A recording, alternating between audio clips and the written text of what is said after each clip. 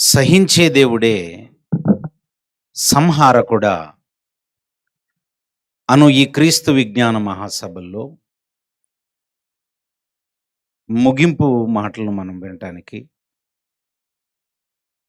దేవుని సన్నిధిలో ఉన్నాం. ఇంక మీరేమాత్రము నిర్లక్ష్యం చేయకుండా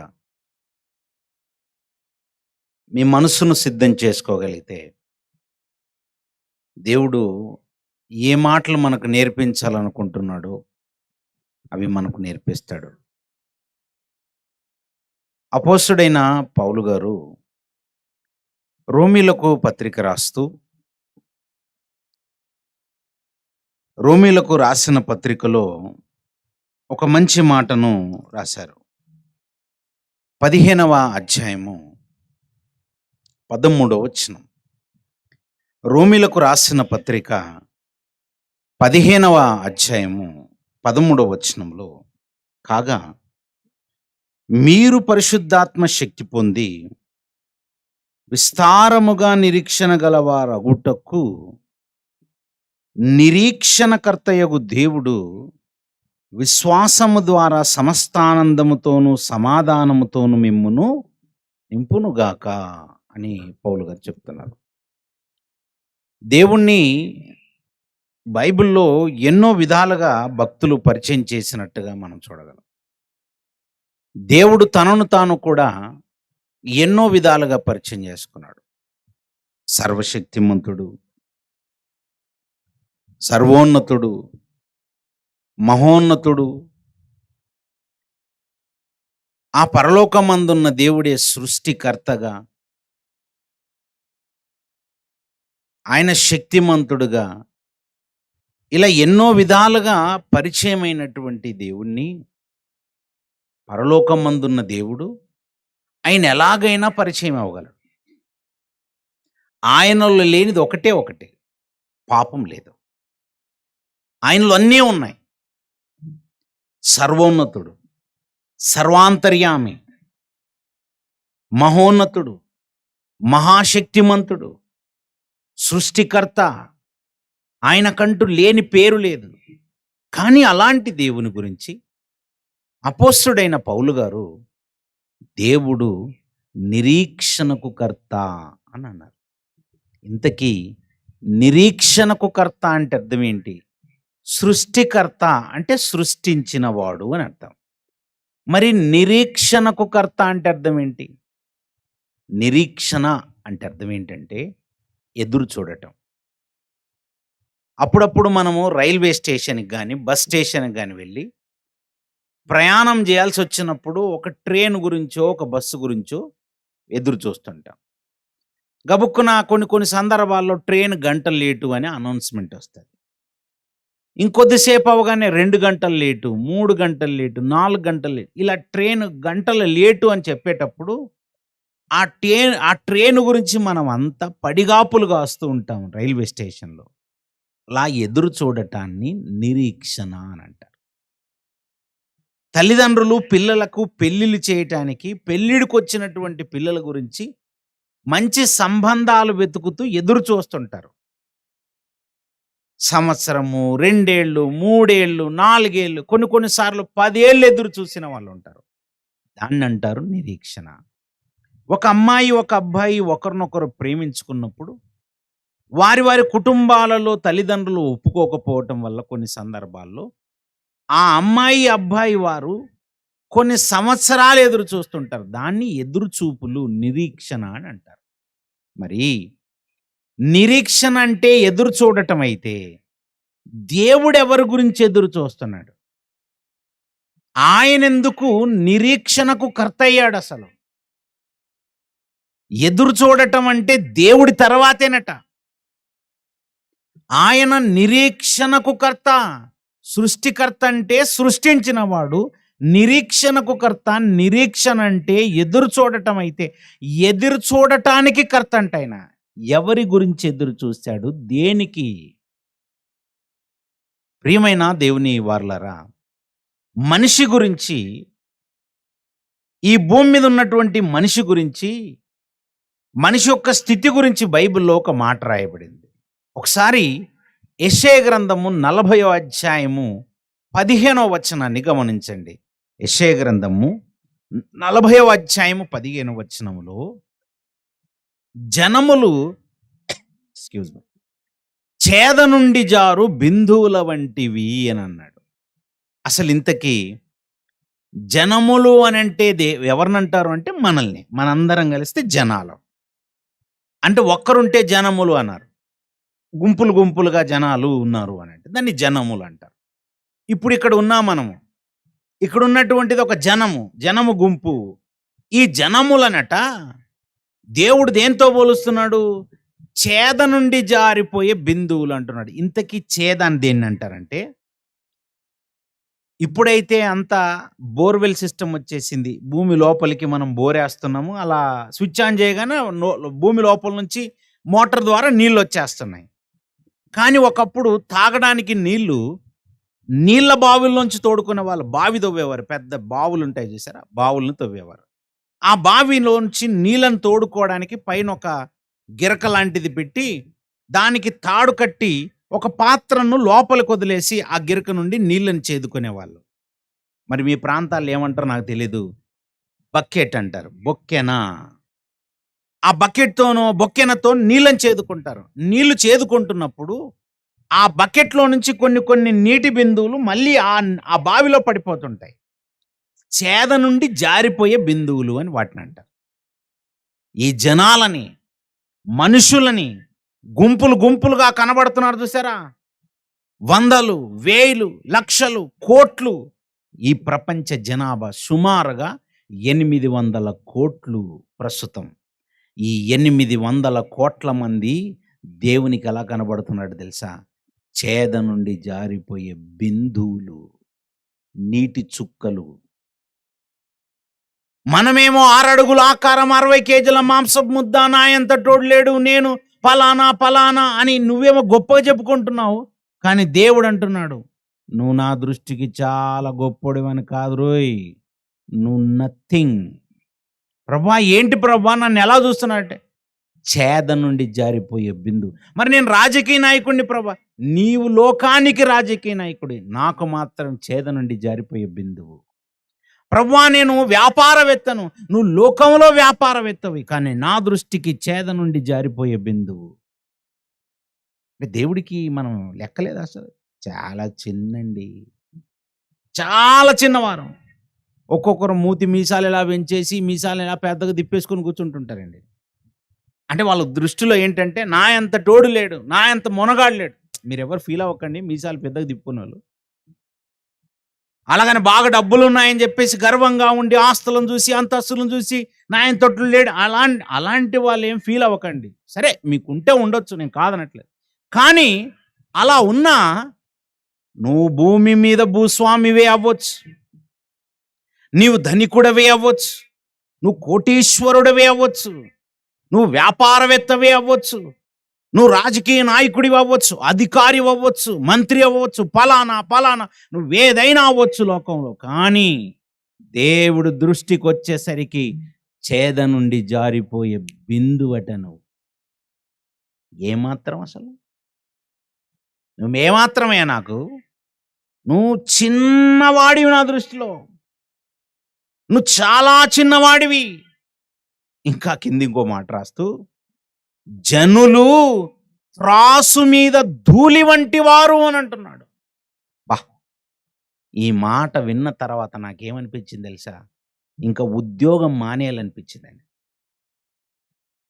నేను ఐఐటి ఫ్యాకల్టీ అండి, యూనివర్సిటీలో గోల్డ్ మెడలిస్ట్ అండి ఒకప్పుడు. అలా చదువుకొని ఇంక నా ఎంత టోళ్ళేడా అనే భావనలో ఉండేవాడిని. నేను బాగా చదువు చెప్తాను, నేను మంచి లెక్చరర్, అబ్బా ఇవన్నీ ఓవర్ యాక్టింగ్లు చాలా ఉండేవి. అలా చదువుకున్నాను, డిగ్రీలు ఉన్నాయి నా దగ్గర, అన్నీ అనుకునేవాడిని. నేను మీ సన్నిధిలో చెప్తున్నాను యథార్థంగా, దేవుని సన్నిధిలో దేవుని మాటలు చదువుకున్నాక నాకేం అర్థమైందంటే ఇంత ఓవర్ యాక్టింగ్ సరిపోదు అనిపించింది. తప్పు. అంటే మనం దేనికి పనికిరామా? ధూళితో సమానం అటండి మనం. ధూళి, త్రాసు మీద ధూళి ఊదితే ఎగిరిపోతుంది. ఇలా తక్కెడ అంటారు చూసారా? అర కేజీ పంచదార ఇవ్వగానే పంచదార మీద ఉన్న ఆ పంచదారను కొలవటానికి ఫస్ట్ ఆ తక్కెడ ఉంటుంది చూసారా, ఆ తక్కెడ లేదా త్రాసు అంటారు చూసా, ఆ త్రాసు మీద ఉన్న దాన్ని ఇలా ఊదుతాడు. అసలు ఊది లేదా ఇలా ఊదేసి ఆ దుమ్మునంతా తీసేసి మనకి పాత్రలో అర కేజీ పంచదారను కొలిచేస్తాడండి. నాకేమనిపించిందంటే దుమ్మా, మనం దుమ్ములా అలా మట్టిని చూసారా, ఈ మట్టి అలా నడుస్తూ నడుస్తూ ఉన్నప్పుడు అంత దుమ్ము వచ్చేసి ఇలా టేబుల్ మీద పడుతుంది. దాన్ని ఊదితే ఎగిరిపోతుంది. అంతే, ఊదితే దుమ్మును వచ్చేవారు కత్తి పడుకొని అలా పొడవరు. దుమ్మును వచ్చేసి ఎవరో గన్నుతో కలిసి కాల్చేయరు.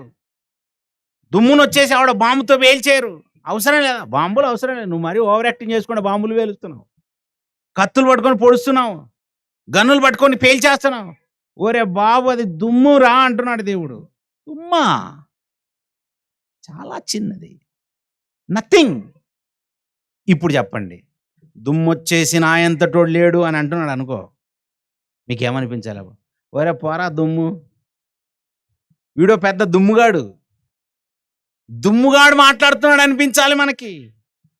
కానీ అంత చిన్న చిన్న కణంగా కనబడే నీవట ఆ పరలోకమందున్న దేవుడు నీ గురించి ఎదురుచున్నాడు. ఎంత భాగ్యం అండి. అలా ఫ్లైట్లో ఎగురుతున్నాం అనుకోండి, మనం ఫ్లైట్లో అలా పైకి ఎగురుతుంటే అలా ఫ్లైట్ ఎగురుతున్నప్పుడు శంషాబాద్ ఫ్లైఓవర్, ఆ శంషాబాద్ ఎయిర్పోర్ట్లో అలా ఫ్లైట్లో ఎగురుతున్నప్పుడు చూశానండి నేను. అలా చూస్తుంటే కొన్ని వందల ఎకరాల పొలాలు ఉంటాయి చూసారా, ఆ పొలాలు కాస్త అగ్గిపెట్టెలా కనబడుతుంటాయండి, చిన్న చిన్న అగ్గిపెట్టెలు.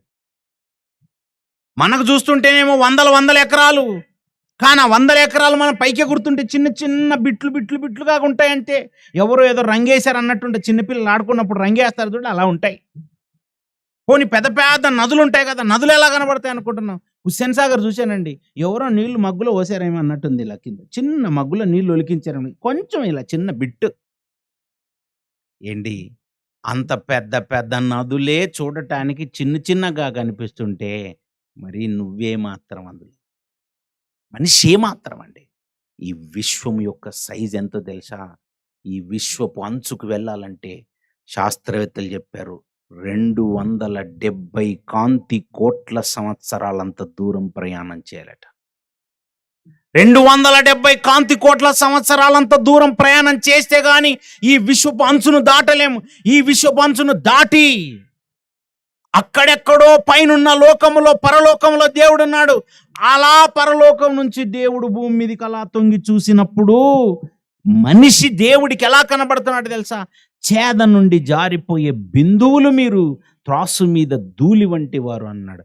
కానీ అలాంటి ధూళి లాంటి చిన్ని కణాలే ఇదిగో ఆ పరలోకమందున్న దేవుని యొక్క ఆశను, కోరికను నెరవేర్చేవి. అది మనమే. అందుకే ఆ పిల్లల గురించి ఎదురు చూస్తున్నాడట. ఆ పిల్లలంటే ఆయనకు పిచ్చి ప్రేమ. అందుకే యోహాను సువార్త 3:16 రాయించాడు, దేవుడు లోకమును ఎంతో ప్రేమించనంట. చూడండి ఏమనుందండి, దేవుడు లోకమును ఎంతో ప్రేమించను. ఎంత అని అడగండి, ఎంత ప్రేమించాడు? పంచదార ఇవ్వండి అని అడిగారు అనుకోండి, కిరాణా షాప్కి వెళ్ళి పంచదార అని అడిగితే వాళ్ళు ఏమడుగుతారు? ఫస్ట్ ఎంత అని అడుగుతారు. ఎంత అంటే 1 కేజీ, 2 కేజీలు, 3 కేజీలు, 100 కేజీలు, ఎంతో కొంత చెప్పాలా? మరి దేవుడు లోకమును ఎంతో ప్రేమించాలండి. ఎంత ప్రేమించాడు? ఎంత? 1 కేజా, 2 కేజీలా, 2 లీటర్లా, 100 లీటర్లా, 100 కేజీలా? ఎన్ని టన్నులు? టన్నుల్లో కొలవలేమా? లీటర్లో కొలవలేమా? మీటర్లో కొలవలేమా? ఎలా కొలుస్తాము? ఆ పరలోకమందున్న దేవుని యొక్క ప్రేమని కొలవటానికి కొలమానం లేదు. అంతగా ప్రేమించాడట. మనం ఎవరినైనా ప్రేమించామనుకోండి, ప్రేమించిన వారి గురించి ఏం చేస్తాను తెలుసా? ఏదో విధంగా వాళ్ళని సంతోష పెట్టాలి అనుకుంటామండి. సహోదరులు వాక్యం చెప్పడానికి వచ్చే రాగానే నాకేం చేశారు? ఇదిగో ఈ పూలమాల తెచ్చారండి. అంటే ఇప్పుడు ఈ పూలమాల దేనికి గుర్తు తెలుసా? వాళ్ళు మమ్మల్ని ప్రేమిస్తున్నారడానికి గుర్తు. మంచి వాసన ఉంది, సువాసన. అంటే మహా అయితే ఏం ఆలోచించారంటే ఒక దండ, ఇంకా ఇంకా కొంచెం ఏం ఆలోచించారంటే ఒక శాలువ, రంగురంగుల్లో ఉన్న శాలువ, ఇంత ఆలోచించగలరు. మహా అయితే భోజనం, మహా అయితే మేము ఉండటానికి ఒక మంచి చక్కటి ఒక మరి నివాసము, ఇంతవరకు ఆలోచించగలరు. అంటే ఒక మీటింగ్లో వాక్యం చెప్పడానికి వచ్చిన మమ్మల్ని, ఇదిగో మేము ప్రేమిస్తున్నాము అని చెప్పటానికి చక్కటి ఆహార పదార్థాలు, నివసించటానికి ఒక 2 రోజులు 3 రోజులు నివాస యోగ్యంగా ఉండేటువంటి ఒక మంచి స్థలము, ఇలాంటివి ఏర్పాటు చేశారు. ఇంతవరకు బాగుంది. అంటే మహా అయితే 10, 20, 30, 40 ఒక 100 ఆలోచనలు చేసి ఉంటారంతే. ఒక మనిషిని ప్రేమిస్తే ఒక 100 ఆలోచనలు చేస్తాం. కానీ దేవుడు మనిషి గురించి ఎన్ని ఆలోచనలు చేశాడు తెలుసా మీకు? దేవుడు మనిషి గురించి ఎంత ఆలోచన చేశాడు తెలుసా? కీర్తనల గ్రంథం 139వ అధ్యాయం, కీర్తనల గ్రంథము 139వ అధ్యాయము 17వ వచనము 18వ వచనం చూడండి. దేవా, భక్తుడు అంటున్నాడు, నీ తలంపులు నాకెంతో ప్రియమైనవి, వాటి మొత్తం ఎంత గొప్పది ప్రభువా, నేనే గనక మీకున్నటువంటి తలంపులనే లెక్కించేదని అనుకుంటున్నా, అవి ఇసుక కంటే ఎక్కువై ఉన్నాయి. ఈ మీటింగ్ అయ్యాక ఈ గ్రౌండ్లో ఉన్నటువంటి ఇసుకని ఒక చేతిలోనికి ఒక పిడికెల ఇసుక తీసుకొని కూర్చొని లెక్కెట్టండి. లెక్కెట్టి ఈ కన్వీనర్స్కి లెక్క చెప్పి వెళ్ళండి. చేస్తారా? ఆ ఇసుకని తీసి తల మీద పోసి వెళ్తారు కానీ లెక్క చెప్పలేరు. ఎందుకంటే ఎవడు లెక్క చేస్తాడండి? చేతిలో పిడికెడు ఇసుకని లెక్క చేయటం మనం వల్ల అవ్వదు. అలాగని భూమి మీద ఎంత తీసుకుంది అనుకున్నారు? నదుల్లో ఎంత తీసుకుంది, సముద్రాల్లో ఎంత తీసుకుంది. ఇప్పటికే రోడ్లు కన్స్ట్రక్షన్ చేయడానికి వాడిన ఇసుక ఎంత ఉంది, బిల్డింగ్లు కన్స్ట్రక్షన్ చేయడానికి వాడిన ఇసుక ఎంత ఉంది, పెద్ద పెద్ద బ్రిడ్జిల్ని కన్స్ట్రక్షన్ చేయడానికి వాడిని తీసుకుంది. ఈ ఇసుకనంతా ఒకవేళ మనిషికున్న తెలివితేటలతో లెక్క చేసి 1, 2, 3, 4, 100, 1000, 1,00,000, కోటి, ఇలా కోటాను కోట్లు ఎంతో లెక్కేసిన తర్వాత ఇంత ఉందని చెప్తే అంతకంటే ఎక్కువే ఉందట. దేవుని యొక్క తలంపులు ఇసుక కంటే ఎక్కున్నాయి. అంటే దేవుడు ఎంతగా ఆలోచించాడు అనుకున్నావు మనిషి గురించి? నాయనా, నేను ఆలోచించే ఆలోచనలన్నీ ఇన్ని కావు. ఈ మధ్య కాలంలోని శాస్త్రం కొంచెం అభివృద్ధి చెంది ఒక రోజట మనిషి ఒక్క రోజుకి 70,000 ఆలోచనలు చేస్తాడట. ఒక్కరోజు ఒక మనిషి ఒక రోజుకి 70,000 ఆలోచనలు చేస్తే తన జీవిత కాలం అంతా ఎన్ని ఆలోచనలు చేస్తాడు? ఒక రోజు 70,000 ఆలోచనలు అయితే, ఒక రోజుకి 70,000 అయితే వారానికి ఎన్ని చేస్తాడు, నెలకి ఎన్ని చేస్తాడు, సంవత్సరానికి ఎన్ని చేస్తాడు? సంవత్సరానికి 365 రోజులు, 70,000 ఇంటూ 365 రోజులు. నీ ఆయుష్కాలం ఒకవేళ 60 ఏళ్ళు అయితే మళ్ళీ ఇంటూ 60. బాబోయ్, నువ్వు ఇంతగా ఆలోచిస్తావా? చాలా ఆలోచించావు. నీవే ఇంత ఆలోచిస్తే మరి నీకేం మెదడునిచ్చి, ఆలోచన శక్తినిచ్చి, హృదయములో తలంపు పుట్టేటట్టుగా చేసిన ఆ పరలోకమందున్న దేవుడు ఎంత ఆలోచిస్తాడు? 800 కోట్ల మంది గురించి, ఒక్కొక్కరి గురించి ఒక్కో రోజు 70,000 ఆలోచనల కంటే ఎక్కువ చేయగలడు. ఎందుకంటే బైబిల్లో మాట ఉంటుంది. యెషయా గ్రంథము 55వ అధ్యాయము 8వ వచనము, యెషయా గ్రంథము 55వ అధ్యాయము 8వ వచనములో, నా తలంపులు మీ తలంపుల వంటివి కావు. మీకు ఎన్ని తలంపులు ఉంటాయి? మహా అయితే 70,000 తలంపులు ఉంటాయి మీకు. కానీ నా తలంపులు మీ తలంపుల వంటివి కావు. తర్వాత మాటలో నెక్స్ట్ వచనంలో అంటాడు, నా తలంపులు ఎన్నున్నాయి చెప్తున్నాడు చూడండి. నా తలంపులు చాలా ఉన్నతమైనవి, ఆకాశము భూమి కంటే ఎంత ఉన్నతంగా ఎత్తులో ఉందో, మీ మార్గముల కంటే నా మార్గములు, మీ తలంపుల కంటే నా తలంపులు అంత ఎత్తుగా ఉంటాయి. ఎందుకుంటాయి అని అంటే, నేను అంతగా ప్రేమిస్తాను, అది దాని అర్థం. ఒక అమ్మాయిని ఒక అబ్బాయి ప్రేమిస్తే రోజ్ ఫ్లవర్ తెచ్చేస్తాడు. ఒక అమ్మాయిని ఒక అబ్బాయి ప్రేమిస్తే తాజ్ మహల్ తెచ్చేస్తాడు. ఒక అమ్మాయిని ఒక అబ్బాయి ప్రేమిస్తే గోల్డ్ చైన్ తెచ్చిస్తాడు, రింగ్ తెచ్చిస్తాడు, వస్త్రాలు తెచ్చిస్తాడు. ఒకవేళ భార్య అనుకోండి, ఆమెకి ఏది అవసరం ఉంటే అది తెచ్చిస్తాడు. నీ ప్రేమను వస్తువులతో చూపిస్తావు. మరి పరలోకమందున్న దేవుడు తన ప్రేమను ఎలా చూపించాడు తెలుసా? చూడు, ఈ విశ్వాన్ని చూడు, ఈ విశ్వంలో రంగులు చూడు, రుచులు చూడు, ఫలాలు చూడు, గింజలు చూడు, మాంసము చూడు. అన్ని మాంసాలు వేరువేరు రుచులు, అన్ని పండ్లు వేరువేరు రుచులు, అన్ని పువ్వులు వేరు వేరు ఆకారాలు, ఒక్కో పువ్వుకి ఒక్కో వాసన, అన్ని వేరు. కొండను చూసినప్పుడు కలిగే భావన వేరు, సెలయేళ్లను చూసినప్పుడు కలిగే భావన వేరు, మంచు పర్వతాలను చూసినప్పుడు కలిగే భావన వేరు, నదులను చూసినప్పుడు కలిగే భావన వేరు, సముద్రాన్ని చూసినప్పుడు కలిగే భావన వేరు, సముద్రంలో జలచర్మలు చూసినప్పుడు కలిగే భావన వేరు, పురుగులను చూస్తే కలిగే భావన వేరు. ఒక్కో దాన్ని చూసినప్పుడు ఒక్కో అనుభూతి. ఇవన్నిటిని ఎవరు చేశారో తెలుసా? దేవుడే. వీటన్నిటిని చేయటానికి దేవుడు ఎంత ఆలోచించుంటాడు. చింతాకు చూస్తున్నప్పుడు చిన్నగా ఉంటుంది, అరిటాకును చూస్తే ఇంత పెద్దగా ఉంటుంది. అరిటాకు అంత పెద్దగా ఎందుకు చేయాలి, చింతాకు ఇంతే ఎందుకు చేయాలి అంటే దేవుడు ఆలోచించి ఆలోచించి ఆలోచించి ఆలోచించి చేశాడు. అన్నీ ఆలోచించాడు, ప్రతిదీ ఆలోచించాడు. రంగుల గురించి ఆలోచించాడు, రుచుల గురించి ఆలోచించాడు, వాసనల గురించి ఆలోచించాడు, అన్నీ ఆలోచించాడు. అంతే, ప్రతిదీ ఆలోచించాడు. నా కుమారుడు రాబోతున్నాడు, నా కుమారునికి ఏవేవి అవసరమైన అవన్నీ చేయాలి. ఎంత ఓపిక ఉండాలి చెప్పండి వీటన్నిటినీ చేయాలంటే, ఎంత సహనం ఉండాలి చెప్పండి.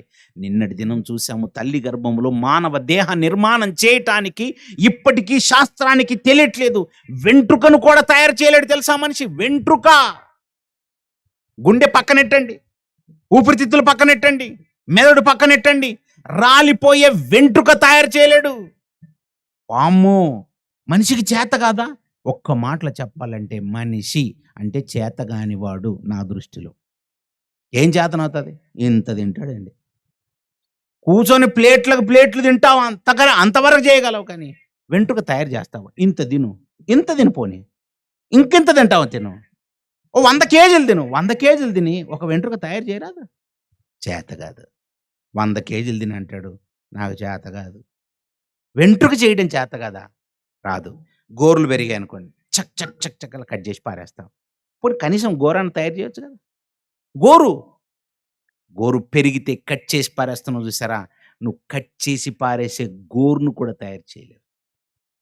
పైగా నేను డాక్టర్, నేను శాస్త్రవేత్త, నేను ఇంజనీర్, నేను పలానా, ఇంత గొప్పగా చెప్తున్నావు కదా, సంతోషం, నువ్వు చాలా గొప్పడివి. గోరు తయారు చేయొచ్చు కదా. ఏమనుకుంటున్నారండి? మనిషి అంటే చాలా గొప్పగా అనుకుంటుంటాడు.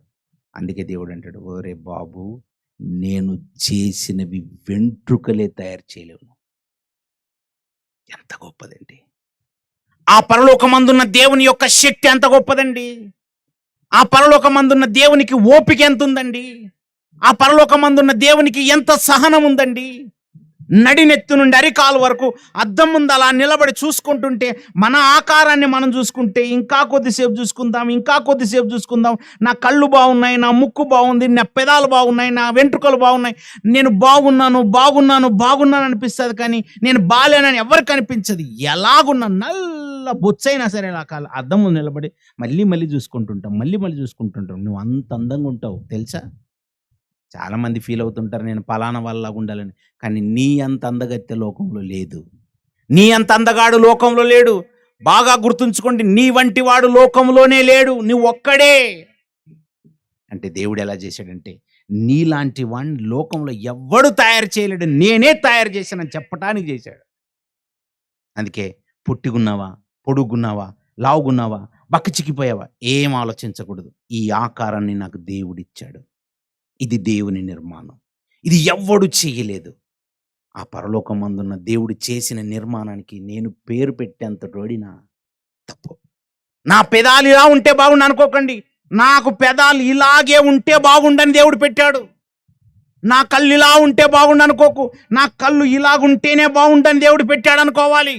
నా ముక్కు పలానా ఇలా విధంగా ఉంటే బాగుండు అనుకోకూడదు. నాకు ఇలా ముక్కు ఉంటేనే బాగుండని పెట్టాడు, నా చేతులు ఇలా ఉంటేనే బాగుండని పెట్టాడు. అసలు దేవుడికి నచ్చి పెడితే నువ్వెవడు మధ్యలో వద్దనడానికి? పోనీ నీకు నచ్చలేదు, చేసుకోరాదు, మరి చేతగానప్పుడు ఎందుకు మరి మాట్లాడడం? దేవుడు మామూలుగా ఆలోచించలేదా ఆయన గురించి? చాలా ఆలోచించాడండి. నా పిల్లలు దేవుడు లోకమును ఎంతో ప్రేమించిన. లోకం అంటే ఏంటనుకుంటున్నావు? మట్టి దిబ్బ కాదు, కొండలు కాదు, నదులు కాదు. దేశం అంటే మట్టి కాదు, దేశం అంటే మనుష్యులు. లోకం అంటే మట్టి కాదయ్యా, లోకం అంటే నీవు, నేను, మనమే. అంటే దేవుడు లోకమును ఎంతో ప్రేమించానంటే మనిషిని ప్రేమించాడు. మనుషులను. అందుకే ప్రేమించిన దేవుడు ఆలోచించాడు. ఎంత ఆలోచించాడు? ఇసుక కంటే ఎక్కువ ఆలోచనలు కలిగి ఆలోచించి ఆ పరలోకమందున్న దేవుడు మనిషి నుంచి మరి ఏం కోరుతున్నాడు? ఏం కోరుతాడట తెలుసా? ఇర్మియా గ్రంథం చూడండి. ఇర్మియా గ్రంథము 2వ అధ్యాయము 31వ వచనం. ప్రియులారా, ఇర్మియా గ్రంథము 2వ అధ్యాయము 31వ వచనము. ఈ తరము వారలారా, దేవుడు సెలవిచ్చిన మాట లక్ష్యపెట్టుడి. నేను ఇశ్రాయేలునకు అరణ్యము వంటి వాడనైతినా. ఆ పరలోకమందున్న దేవుడు అంటున్నాడు, నేను ఇశ్రాయేలునకు అరణ్యం వంటి వాడినైతినా. ఇంకేమంటున్నాడు? నేనేమైనా ఇశ్రాయేలీయులకు గాఢాంధకారం నైతినా. నా ప్రజలు స్వేచ్ఛగా మేము తిరుగులాడు వారమైతిమి, ఇకను నీ వద్దకు రామని నా ప్రజలు ఎలా చెప్పుచున్నారు. ప్రజలు ఏమంటారట తెలుసా? ప్రజలు మేము నీ వద్దకు రాము అంటారట. రామంటారా? నిజంగా చెప్పండి. ఈ సభలు ఉన్నాయని చెప్పేసి కరపత్రాలు ముద్దించి మీ దగ్గరికి తీసుకొని వస్తే సరే, మీరు చూశారు కనుక మీరు వచ్చారు. ఆ పక్కన ఉన్న వాళ్ళు, ఈ సభకు రాలేని వాళ్ళకి చాలా మందికి ఇవ్వలేదా? ఒక ఇంచుమించుగా 2-3 వేల కరపత్రాలు పంచారట. మరి కరపత్రానికి ఒకరు చొప్పున వచ్చినా ఇక్కడ ఎంతమంది రావాలి? ఇంచుమించుగా 2-3 వేల మంది రావాలి. మరి ఏరియా 2-3 వేల మంది. ఆ 2-3 వేల మందికి దేవుడు పిలుపునిచ్చి, నాయనా నా మాటలు నేను ప్రకటించబోతున్నాను, నా సన్నిధికి రండి అని పిలుపునిస్తే నువ్వు రాలేదు. ఇలాంటి ఎన్ని సభల గురించి మీకు చెప్పి ఉంటారు. ఇలాంటి ఎన్ని మాటలు దేవుని సన్నిధిలో మీకు వినిపించబడి ఉంటాయి. నువ్వు ఎన్నేళ్లుగా వాక్యం వింటూ ఉన్నావు.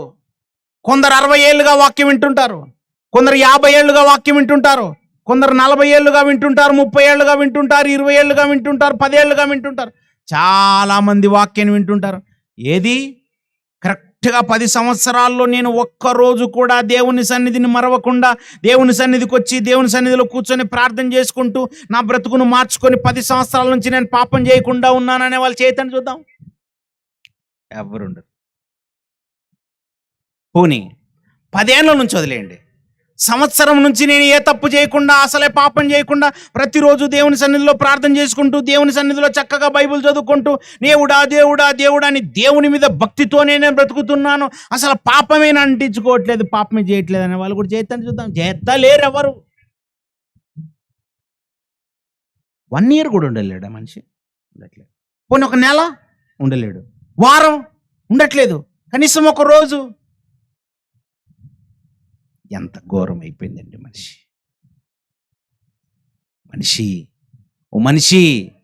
నా దగ్గరికి నీవెందుకు రావు అంటున్నాడు. నా మాటలు వినిపించే చోటికి నీవెందుకు రావు? ఏంటి ఈ సభల్లో ఏమైనా వ్యభిచారం గురించి చెప్తున్నామా? దొంగతనాల గురించి చెప్తున్నామా? మనుషుల్ని మోసం చేయండి అని చెప్తున్నామా? మనుషుల్ని పొడిచి చంపండి అని చెప్తున్నామా? ఏం లేదే. మంచిగా బ్రతకండి, ఎవరికి అన్యాయం చేయకండి, నరహత్యలు చేయకండి, వ్యభిచారం చేయకండి, మనుషులను మోసం చేయకండి, యథార్థంగా బ్రతకండి, పాపం చేయకండి. ఇదే కదండి చెప్పండి. ఇదే కదా చెప్తున్నాం. పాపం చేయకండి అని చెప్పే చోటికి, నా బ్రతుకు గురించి నన్ను సద్మార్గంలో నడిపించే మాటలు చెప్పే చోటికి నేను ఎందుకు వెళ్ళకూడదని మనిషి తనకు తాను ఎందుకు అనుకోవట్లేదు? దీన్ని కాస్త డినామినేషన్ల పేరుతో ముక్కలు చిక్కలుగా మొత్తం అంతా క్రైస్తవ్యమంతా చిరిగిపోయింది. క్రైస్తవమే కాదు, లోకమంతా చిరిగిపోయింది. ఎవరికి వారు కులాల పేరట, మతాల పేరట విడిపోయారు. ప్రతి ఒక్కరు దేవుని పిల్లలేనా? అందరూ దేవుని పిల్లలేనండి. ఆ పరలోకమందున్న దేవుని పిల్లలే ప్రతి ఒక్కరూ. దేవునికి పిల్లలుగా బ్రతకాల్సిన వాళ్ళు ఆయన దగ్గరికి రావటం లేదట. మేమెందుకు రావాలి నీ దగ్గరికి అంటున్నారట. అయితే దేవుడు అంటున్నాడు, నేనేమైనా ఒకవేళ నాలో ఏమైనా తప్పుందా? నేనేమైనా గాఢాంధకారం దేశం వంటి వాడనా? నేనేమైనా అరణ్యం వంటి వాడనా? అరణ్యాల్లో ఏమి దొరకదు, అరణ్యాల్లో తిండి ఉండదు. అందుకే బాప్తిసం ఇచ్చు యోహాను అరణ్యంలో ఉండేవాడు. అరణ్యంలో ఉంటూ అడవి తేనెలు మిడతలు తినేవాడు. అదే పట్టణాల్లో ఉన్నామనుకో, మంచి ఆహార పదార్థాలు దొరుకుతాయి, కూరగాయలు దొరుకుతాయి, ఆకుకూరలు దొరుకుతాయి, మాంసాహారాలు దొరుకుతాయి. కానీ అరణ్యంలో ఉన్నటువంటి బాప్తిసం ఇచ్చి యోహానికి సరైన ఆహారం కూడా దొరకట్లేదు గనక అరణ్యంలో ఏం చేసేవాడు తెలుసా? అడవి తేనెలు మిడతలు తిని బ్రతికేవాడండి. ఆయన ధరించుకునే వస్త్రాలు ఏంటో తెలుసా? ఒంటె రోమమును తోలు దట్టుని ధరించుకొని బ్రతికేవాడండి. అలాంటి పరిస్థితి అరణ్యాల్లో ఉంటది. పోనీ నేనేమైనా నా పిల్లలకు అరణ్యం వంటి వాడినయ్యానా? నా దగ్గర ఏం లేదా? గాలి ఎవరిది? నాదే కదా. వర్షం ఎవరిది? నాదే కదా. నీరు మీరు అనుభవిస్తుంది నాదే కదా. ఆకాశము నాదే కదా. భూమి నాదే కదా. పండుతున్నదంతా నాదే కదా. అన్ని నావే కదా. నా దగ్గరికి మీరెందుకు రారు? నా సన్నిధికి మీరెందుకు రారు? నా మాట ఎందుకు వినరు? నా మనసుని ఎందుకు తొంగి చూడరు? నా ఆవేదన ఏంటో మీకు ఎందుకు అర్థం కాదు? దేవుడు గనక మనిషిని ప్రశ్నలు అడుక్కుంటూ పోతే ఎవ్వడి దగ్గర సమాధానాలు ఉండవు. ఎవ్వరి దగ్గర ఒక్క ప్రశ్నకు కూడా సమాధానం ఉండదు. ఒకవేళ ఆన్సరే చెప్పాల్సి వస్తే, ప్రభువా అన్ని మీయే ప్రభువా, మీరే చేశారు ప్రభువా, మీరే కష్టపడ్డారు ప్రభువా, మీరే ఆలోచించారు ప్రభువా, మీరే మీరే మీరే మీరే మీరే పేరుకు ముందు దేవుడు, పేరు తర్వాత దేవుడు. నువ్వు ఏం చెప్పినా దేవుడు దేవుడు దేవుడు దేవుడు అని చెప్పాలి. ఘోరం ఏంటంటే, దేవుడు అనే పదం మనిషికి ఎప్పుడు గుర్తు వస్తుంది తెలుసా? ఏదైనా రోగం వస్తే గుర్తు వస్తుందండి. ఏదైనా ఆపదొస్తే తప్ప దేవుడు గుర్తు రాడండి. ఎంత అన్యాయం అండి! దేవుడికి ఇంత అన్యాయం చేయాలని ఎలాగనిపిస్తుందండి మీకు? దయచేసి మీకు చేతులు జోడించి చెప్తాను, ఎక్కడైనా ఎప్పుడైనా దేవుని మాటలు వినిపించబడుతున్నాయంటే అన్ని పనులు మానేసి పరిగెత్తుకొని వెళ్ళండి. అక్కడ దేవుడు నీకు అవసరమైంది ఏదో చెప్పేస్తాడు. నిన్ను ఆకర్షించే మాట ఏదో చెప్పడానికి ఆయన కూర్చున్నాడు. నీ బ్రతుకు మార్చే మాట ఏదో నీ ఒళ్ళో పోయాలని చూస్తున్నాడు. నీ హృదయంలో నాటాలని చూస్తున్నాడు. అందుకేనయ్యా ఆయన రమ్మంటున్నాడు. నా సన్నిధికి మీరు ఎందుకు రారయ్యా అంటున్నాడు. దయచేసి భవిష్యత్తులో మీకు ఎవరు కరపత్రాలు పంచాల్సిన అవసరం లేదు, పోస్టర్లు చేయాల్సిన అవసరం లేదు. ఎక్కడో సభ జరుగుతుందని తెలిస్తే చాలు, ఏది చూడకండి, వెళ్ళండి, వాక్యం వినండి. అది దేవుని మాట అండి. దేవుడే మాట్లాడిస్తున్న మాట అండి. ఇది నా మాట కాదు ప్రియులారా, దేవుని మాట. నేనేదో ఈరోజు రాసుకొని రాలేదండి మాటలు, ఇవి దేవుని మనసండి. నీ బ్రతుకు బాగుండాలని చెప్పాడండి ఆయన. నిన్ను ప్రేమించి చెప్పాడండి. నువ్వంటే ఆ పరలోకమందున్న దేవునికి అంత ఇష్టం. ఆయన ఎంత ఓర్చుకుంటున్నాడో నీకు తెలుసా? అసలు ఆయన దగ్గరికి నువ్వెందుకు రావయ్యా? నేనేమైనా నా పిల్లలకు గాఢాంధకార దేశమునయ్యానా? అంధకారం అంటే చీకటి, చీకట్లో ఏ పని తోచదు, అసలు ఏం చేయడానికి కుదరదు. అలా ఏమైనా నా దగ్గరికి వచ్చిన తర్వాత నీ బ్రతికే అస్తవ్యస్తంగా మారిపోతుందా? ఆరోగ్యాన్ని ఇచ్చింది నేనే కదా. నువ్వు మాట్లాడుతున్నావంటే నా వల్లే కదా. నువ్వు వింటున్నావంటే నా వల్లే కదా. నీకు చూపుందంటే కారణం నేనే కదా. బ్రతుకునిచ్చింది నేనే కదా. బ్రతకడం నేర్పింది నేనే కదా. గుండె లబ్డబ్ లబ్డబ్ లబ్డబ్ అని కొట్టుకుంటుంది నా వల్లే కదా. జ్ఞాపక శక్తి ఉంది నా వల్లే కదా. అవయవాలన్నీ నా వల్లే కదా నీకు ఇవ్వబడ్డాయి. దేవుడే గనక చెప్పుకుంటూ పోతే, ప్రభువా అవును ప్రభువా, అవును ప్రభువా, అవును ప్రభువా, మీరే చేశారు, మీరే చేశారు, మీరే చేశారు అని చెప్పాలి. ఏం చేశాను చెప్పండి? మనం ఏం చేసుకోగలం చెప్పండి? మనం ఏం చేయలేం కదా. అలాంటిది ఇన్ని చేసిన దేవుడు నీకేమైనా గాఢాంధకారం వంటి వాడయ్యాడా? నువ్వెందుకు రావయ్యా? ఆ పరలోకమందున్న దేవుడు నీకు చేసిన అన్యాయం ఏంటి? నువ్వెందుకు రావు ఆయన సన్నిధికి? ఆయన నీ నుంచి కోరుకుంటున్నది ఏంటి? ఇదిగో నాయనా, నీ బ్రతుకు బాగుండాలని నీ కొరకు నా మనసును ముందుగానే ఇదిగో రాయించి పెట్టానయ్యా. దాన్ని చూడటానికి రాయ్యా, వినటానికి రానాయనా. నా మాటలు వింటే నీ బ్రతుకు బాగుంటుందనే పిలుస్తున్నాడండి ఆయన. చాలా సార్లు పిలిచాడట, పిలిచినా రావట్లేదట. చాలా సార్లు పిలుస్తూనే ఉన్నాడట ఆయన, రావట్లేదంటండి మనుషులు. ఆ పరలోకమందున్న దేవునికి వ్యతిరేకంగా ఎలాంటి మాటలు మాట్లాడతారో తెలుసా? యెషయా గ్రంథము 25వ అధ్యాయము.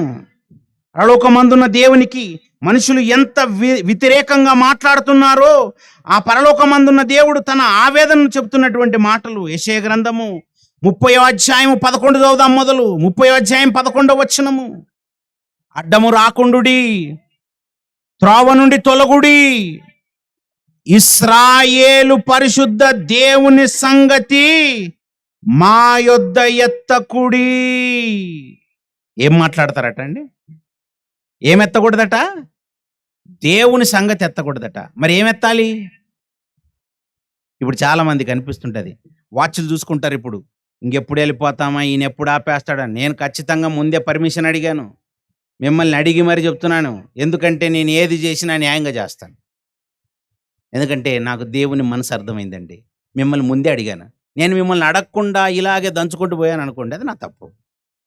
అందుకే చెప్పాను, వాక్యం ఎంతమంది వింటారు అని అంటే మీరే చేయెత్తారు. మరి చేయెత్తిన వాళ్ళంతా మీరు కూర్చోవాలి ఇప్పుడు అంతే. వెళ్ళిపోతాను అది మీ ఇష్టం, బలవంతం ఏం లేదు. వెళ్ళిపోయే వాళ్ళు వెళ్ళిపోవచ్చు, నో ప్రాబ్లం. నాకు తెలుసు జీవితంలో మళ్ళీ మాటలు మీకు దొరకవని కూడా తెలుసు. నాకు తెలుసండి, జీవితంలో ఇలాంటి మాటలు మీకు ఎవరు చెప్పరని మాకు తెలుసు. అసలు ఈ సమాజం పట్ల మనుషులకు ప్రేమ లేదు. ఎవడి స్వార్థం వాడిది, ఎవరి గురించి వాళ్ళు ఆలోచించుకునే వాళ్ళే తప్ప మనుషులను బాగు చేయాలి, మనుషులు బాగుండాలి, నేను బాగుండాలి, నా తోటి వాళ్ళు బాగుండాలి అనుకునే వాళ్ళు కరువైపోతున్నారు. మనుషులట ఏదైనా మాట్లాడతారట. ఏం మాట్లాడారో తెలుసా? దేవుని సంగతి ఎత్తకండి, దేవుని సంగతి ఎత్తకండి. మరి ఏమెత్తాలి? వ్యభిచారాల గురించి మాట్లాడుకుంటారు, దొంగతనాల గురించి మాట్లాడుకుంటారు, మోసాల గురించి మాట్లాడుకుంటున్నారు, నరహత్యల గురించి మాట్లాడుకుంటుంటారు, సీరియల్ చూసుకుంటూ సీరియళ్ళ గురించి మాట్లాడుకుంటుంటారు, సినిమాల గురించి మాట్లాడుకుంటుంటారు. ఎన్ని మాట్లాడుకోరండి? ఆట పోటీలు జరుగుతున్నాయనుకో వాటి గురించి మాట్లాడుకుంటారు, వ్యాపారాల గురించి మాట్లాడుకుంటారు, రాజకీయాల గురించి మాట్లాడుకుంటుంటారు, లోకంలో ఎక్కడ ఏమేం జరుగుతుందో అన్ని మాట్లాడుకుంటారట. కానీ ఒక్కటి మాత్రం మాట్లాడదట, దేవుని సంగతి ఎత్తకండి. మరి ఏమెత్తాలి? నువ్వు ఏదైనా ఎత్తు, దేవుని సంగతి ఎత్తద్దు. ఏం చేశాడే నీకైనా? నీకు అన్యాయం ఏం చేశాడు చెప్పు, ఆయన సంగతి ఎందుకు ఎత్తకూడదు చెప్పు. దేవుని మాటలు వినిపించటానికి పర్మిషన్లు అవసరం. ఎంత ఘోరం అండి! అసలు నీ గుండె లబ్డమ్మని కొట్టుకుంటుందంటే కారణం దేవుడు, నువ్వు మాట్లాడుతున్నావంటే కారణం దేవుడు. అసలు ఈ మొత్తం విశ్వం కదులుతుందంటే దేవుడు, ఈ విశ్వాన్ని కదిలిస్తున్న దేవుడు, ఈ భూమి మీద ఊపిరి పీల్చుకునేటట్టు బ్రతుకునిచ్చినటువంటి దేవుని మాటలు చెప్పడానికి పర్మిషన్ అట. ఎంత ఘోరం అండి, ఎంత అన్యాయం అండి బాబు. అదే సినిమా రికార్డింగ్లు డ్యాన్సులు వేస్తూ వీధులు అల్లరి చిల్లగా పిల్లలంతా అల్లరి చేస్తున్నారు అనుకో, ఎవరేమన్నారు? పోన్లేండి, పిల్లలు అల్లరి చేసుకుంటున్నారు, దుంకుతున్నారులేండి, యవనస్తులు కదా ఏదో దూకని. ఏంటయ్యా ఆ యవనస్తులు దూకి దూకి దూకి ఒకటి కత్తి తీసుకొని మరొకటి పొడుచుకొని చావటం లేదా? వాళ్ళు కత్తులతో పొడుచుకున్నా అదే చేయనంటావు. వారు బాగా తాగుడుకు బానిస అయిపోయినా వాళ్ళు చావని అనుకుంటుంటావు. ఎంత అన్యాయం అయ్యా, ఎంత అన్యాయం! నిజంగా ఆ చచ్చిన కుమారుడు నీ కుటుంబం వాడైతే, తాగుడుకు బానిస అయిపోయిన వాడు, ఊపిరితిత్తులు పాడైపోయి అలాగే కాలెం పాడైపోయి చచ్చిపోయిన వాడు నీ కుటుంబ సభ్యుడైతే, అది నీ కుమారుడైతే నీకు ఎంత ఆవేదన! ఎంత ఘోరం చూసారా? అంటే మనిషి చచ్చాక ఆలోచిస్తున్నాడు, కానీ దేవుడు అంటున్నాడు, ఒరే నాయనా, నువ్వు భూమి మీద బ్రతుకున్నప్పుడే ఆలోచించు. నా గురించి నువ్వు తెలుసుకుంటే, నా మనసును తెలుసుకుంటే, నా మనసైన మహాజ్ఞాన గ్రంథమైన బైబిల్ గురించి నువ్వు తెలుసుకుంటే నువ్వెలా బ్రతకాలో ఉంటుంది. ఈ భూమి మీద నువ్వు ఎలా బ్రతకాలి, ఎలా ప్రేమించాలి, అసలు మనిషిని నువ్వు మనిషిగా ఎలా చూడాలి, నువ్వెవరు, అసలు పరలోకమందున్న దేవుడు అంటే ఎవరు అసలు? ఇదేనండి తెలిపేది, ఇది మతం కాదు. దయచేసి దీన్ని అపార్థం చేసుకోకండి ప్రియులారా. ఇప్పటి వరకు నేను చెప్తున్న మాటల్లో ఉన్నదంతా మతమా? కాదండి. దేవుని సంగతి ఎత్తొద్దంటున్నావా? ఏం సంగతి ఎత్తాలి మరి? ఏదైనా ఎత్తండి. ఎందుకు ఎత్తొద్దంటున్నావు నువ్వు? ఎందుకు ఎత్తొద్దంటాడో తెలుసా? చాలా ఓవర్గా మాట్లాడుతూ కీర్తనల గ్రంథం 78వ అధ్యాయంలోని మాట చెప్తారట. చూడండి, కీర్తనల గ్రంథము 73వ అధ్యాయం, క్షమించండి 3వ అధ్యాయం 11వ వచనము. కీర్తనల గ్రంథము 73వ అధ్యాయం 11వ వచనము. దేవుడెట్లు తెలుసుకొనును? మహోన్నతునికి తెలివి ఉన్నదా అని వాళ్ళు అనుకుంటారట. ఏమనుకుంటారట? అసలు దేవునికి తెలివి ఉన్నదా అనుకుంటారట. అందుకే ఆ పరలోకం మందున్న దేవుడు అంటున్నాడు, ఒరే నా తెలివినే లెక్కడతావా నువ్వు? ఎంత తెలివయ్యా నాది! భూమిని సృష్టించింది నేనే కదా, ఆకాశంలో సృష్టించింది నేనే కదా, అసలు సమస్తాన్ని నీ కొరకు సృష్టిస్తే నా తెలివినే లెక్కడతావా? దేవునికి తెలివి ఉన్నదా అంటావా? ఎంత ఘోరం అండి! మనిషి మితిమీరి మాట్లాడిపోతుంటాడు. ఇంత ఘోరంగా మాట్లాడుతున్నా కూడా దేవుడు చూస్తూ ఉంటాడట, అన్ని గమనిస్తున్నాడట. అలా గమనిస్తూ గమనిస్తూ గమనిస్తూ ఉంటున్న ఆ పరలోకమందున్న దేవుడు విసిగిపోతున్నాడట, మనుషుల వల్ల విసిగిపోతున్నాడట. యెషయా గ్రంథం 43వ అధ్యాయంలో చూడండి, యెషయా గ్రంథము 43వ అధ్యాయం 24వ వచనము. యెషయా గ్రంథము 43వ అధ్యాయం 24వ వచనములో, నా నిమిత్తము సువాసన గల లవంగపు చెక్కను నీవు నీ పాపముల చేత నీవు నన్ను విసిగించితివి, నీ దోషముల చేత నన్ను నీవు ఆయాస పెట్టితివి. దేవునికి ఏం కలిగిందట తెలుసా? నీ వల్ల, మనుషులు చేసే పాపాల వల్ల పరలోకమందున్న దేవుడు విసిగిపోయాడట. పాపం అంటే ఏంటనుకున్నారు? పాపం అంటే ఏంటో తెలుసా? దేవుడు చెప్పిన దాన్ని చెప్పినట్టుగా చేయకపోవటమే పాపం. దేవుడు వద్దన్న పని చేయటమే పాపం. అబద్ధం ఆడరాదు అన్నాడు అనుకోండి, అబద్ధం ఆడకు, నీకే మేలు. నీకు మేలైంది చెప్పాడు, అది నువ్వు దాటితే అబద్ధము. అబద్ధాన్ని, దేవుడు వద్దన్న మాటను దాటి నువ్వు అబద్ధాన్ని మాట్లాడితే అదే పాపం అట. వ్యభిచారం చేయరాదు. ఎందుకు ప్రభువా వ్యభిచారం చేయరాదు అన్నావు అనుకో, చెప్తాడు ఏడుసు వస్తుంది, అందుకే వ్యభిచారం చేయొద్దు. చూసారా? వ్యభిచారం చేస్తే ఏడుసు వస్తుంది. ఎవరికి వస్తుంది? దేవుడికి వస్తుందా, నీకు వస్తుందా? ఏడుసు దేవుడికి రాదు, నీకే. దొంగతనం చేయరాదు. దొంగతనం చేస్తే ఏమవుతుంది? జైలు శిక్ష వస్తుంది. దొంగతనం చేస్తే నేను తీసుకెళ్ళి లాకప్లో వేస్తారు, మెత్తగా దంతారు. ఎవడికి శిక్ష? నీకే, మనిషికే శిక్ష. అందుకే పరలోకమందున్న దేవుడు చెప్పాడు, నీ మేలు కోరే, నీకే మేలు జరగాలని నీ మేలు కోరే ఇవన్నీ నేను చెప్పాను. అలా నీ మేలు కోరి చెప్పినవి నువ్వు పాటించు, అంతే. పాటించకపోతే అదే పాపం. పాపం అంటే ఏంటి అనుకున్నారు? పాపం అంటే ఏదో అనుకున్నారు కదా. దొంగతనాలు అంటే పాపం అని తెలుసు, నరహత్యలు అంటే పాపం, ఇవన్నీ కొంతవరకు తెలుసు. దేవుడు వద్దన్న పని చేయటం పాపం అండి. దేవుడు ఏమొద్దన్నాడు తెలుసా? ఊపిరితిత్తుల్లోనికి పొగ పంపించొద్దు అన్నాడు. ఎందుకు? ఊపిరితిత్తులు పాడైతాయి, నువ్వు చస్తావు. వద్దన్న పని చేయకూడదు. సిగరెట్లు కాల్చకూడదా? కాల్చకూడదు. సిగరెట్లు కాలిస్తే ఏమవుతుందండి? ఊపిరితిత్తులు పాడవుతాయి. ఊపిరితిత్తులు పాడైతే ఏమవుతుంది? నువ్వు చస్తావు. నీ మేలే, నీ మేలును కోరి ఊపిరితిత్తులు పాడయ్యేది చెయ్యకు. మద్యపానం తీసుకోకు. ఏమవుతుంది మద్యపానం తీసుకుంటే? ఆ మద్యపానం తీసుకోవటం వల్ల నీ కాలేం పాడవుతుంది, మళ్ళీ నీ మేలే, అన్నీ నీ మేలే. బాగా గుర్తుపెట్టుకోండి, దేవుడు తనకు మేలైనే కాదు చెప్పింది, మనకు మేలైన, మనం బాగుండాలని. ఇతరులను చూసి మత్సరపడకు. మత్సరపడితే ఏమవుతుంది? నీ మనసే పాడైపోతుంది, నీకే బీపీ వచ్చేస్తుంది, నీ ఎముకలే కుళ్ళిపోతాయి. ఆ మత్సరం ద్వారా నీవే నాశనమైపోతావు. అంటే మళ్ళీ నీకే నష్టమా? ఏదైనా ఆలోచించండి. మనకు దేవుడు చెప్పిన మేలులన్నీ మన కొరకే. ఆయనకు అసలు ఏమవ్వదండి.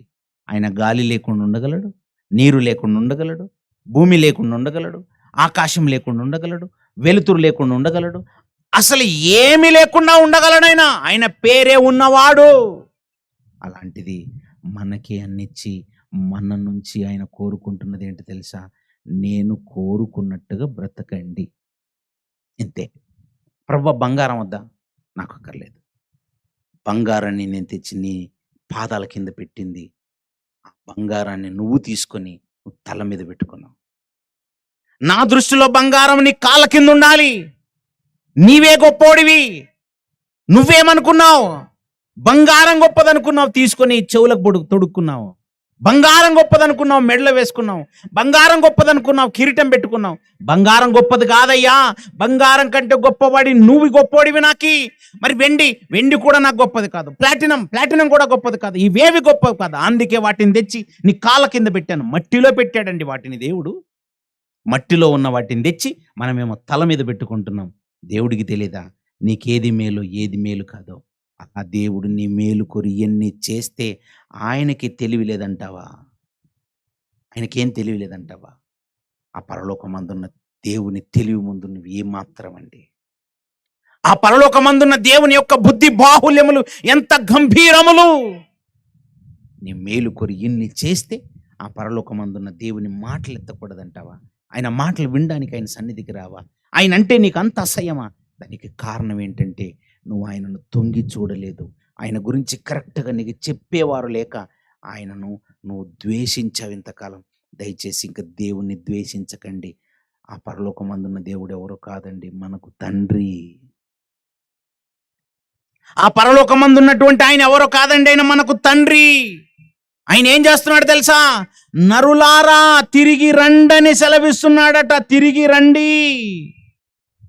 ఏం తీసుకొని రావాల ప్రభువా? ఏమి వద్దు నాయన, పాపాన్ని వదిలేసి నా దగ్గరికి రండి. పాపం వద్దు నాయన. మీరు పాపం చేస్తుంటే నేను విసిగిపోయాను. మీ పాపాలు నన్ను విసిగించాయి, మీ దోషములు నన్ను ఆయాస పెట్టాయి. ఆ ఆయాసపడి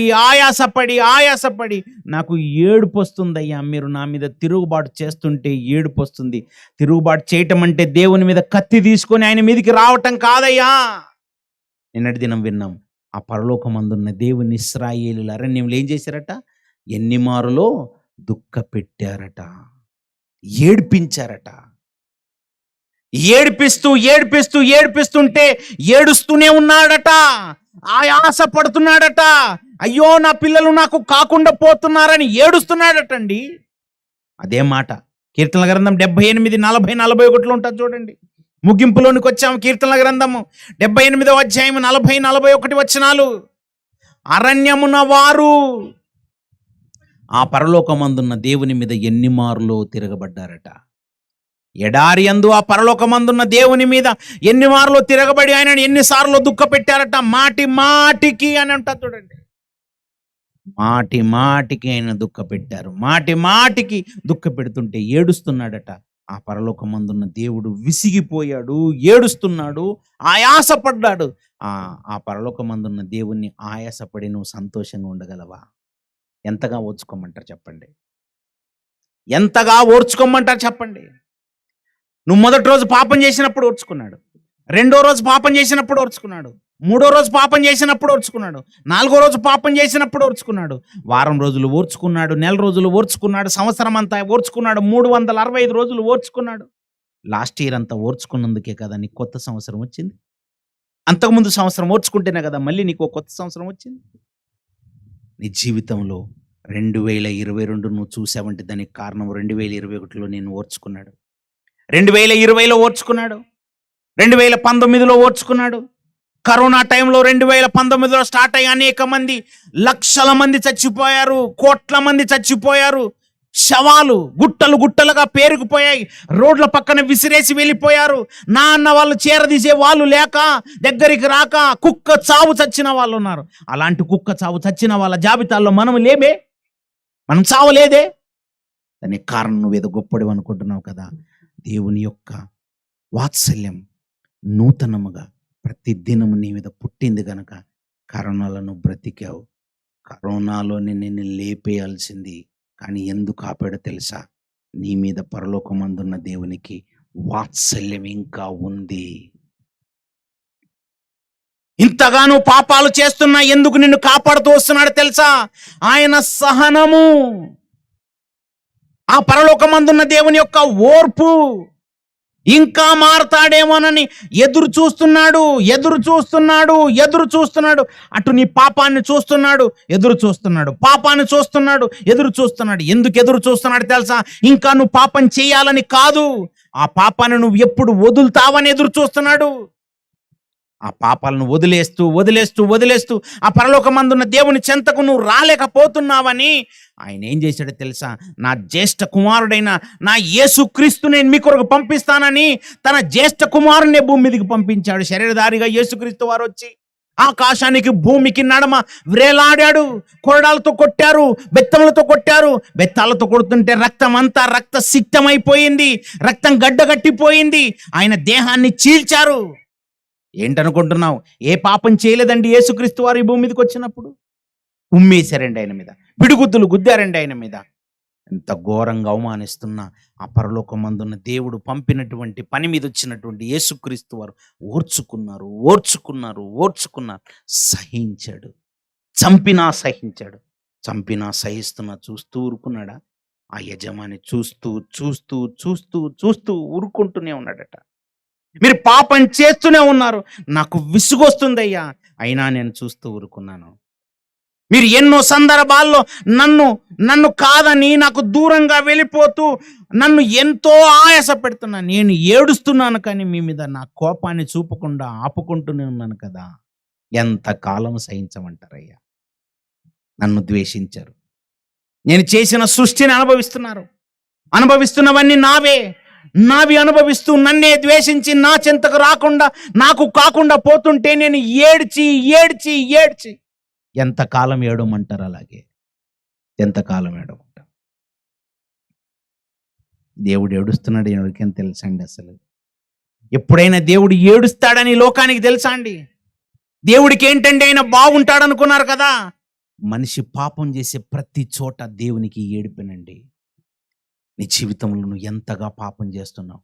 నువ్వు పాపం చేసిన ప్రతిసారి దేవుడు ఏడుస్తున్నాడు.